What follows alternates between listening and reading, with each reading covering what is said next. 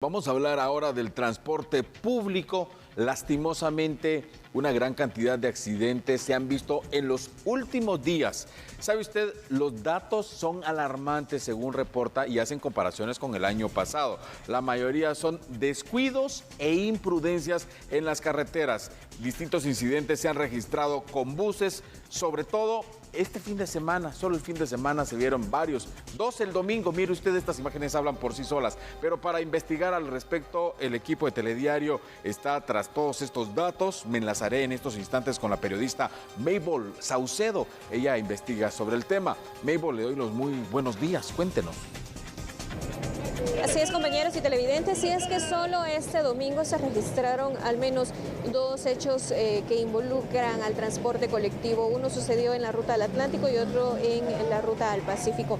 Uno de ellos se incendió por algún tipo de falla y el otro cayó en una hondonada aparentemente luego de que había colisionado a un carro y venía huyendo de la ruta. Versión preliminar que por supuesto las autoridades deberán confirmar. En ese punto nos encontramos con el defensor del usuario del transporte público para que nos comente, licenciado Guerra, ¿cuántos hechos de tránsito o cuántas denuncias le están dando ustedes seguimiento y cuáles son los principales hechos que también se tienen, digamos, con la verificación de este tipo de vehículo?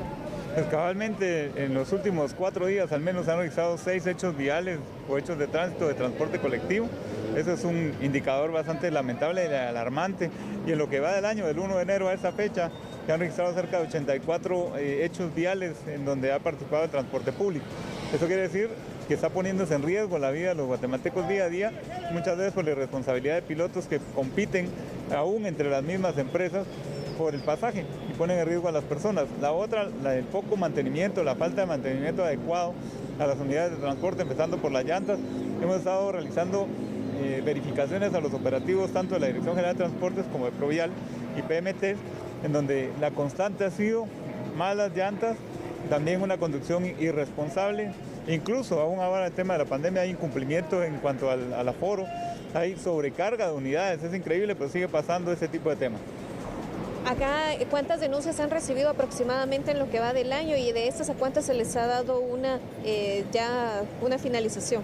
Al menos ese es el tema, hay que promover la cultura de denuncias de los guatemaltecos, en donde son pocas las denuncias realmente para la cantidad de abusos que se dan, abusos aberrantes en el transporte público. Por lo menos han sido 20, que no han sido tantas como lo que pasa diariamente en cuanto a abusos, malos tratos, cobros excesivos, riesgo en la carretera.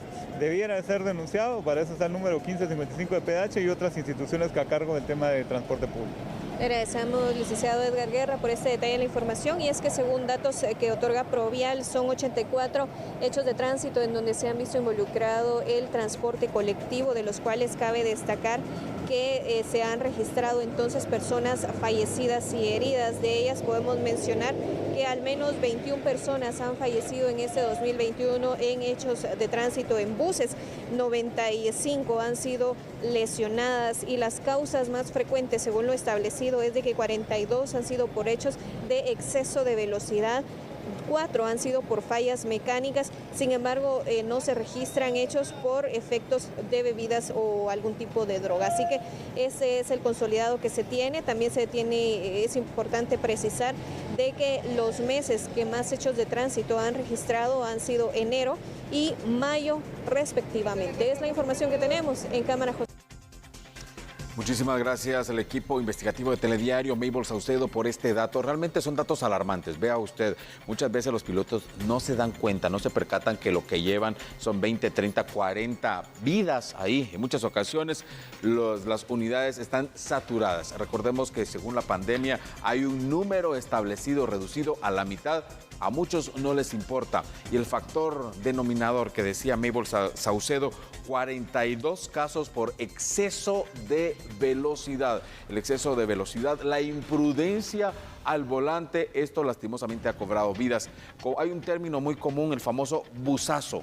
Este término de busazo se ha dado en muchas ocasiones cuando estas unidades de transporte por la excesiva velocidad pues pierden el control y han perdido ya varias vidas. Nosotros estaremos dándole seguimiento completo y como siempre un llamado a los empresarios, a las personas que se dedican a ello, a trabajar directamente con los pilotos, a instruirlos, a prepararlos y por supuesto las distintas medidas de seguridad, porque son vidas humanas las que se transportan por pura necesidad, pero por eso se pide mucha seguridad.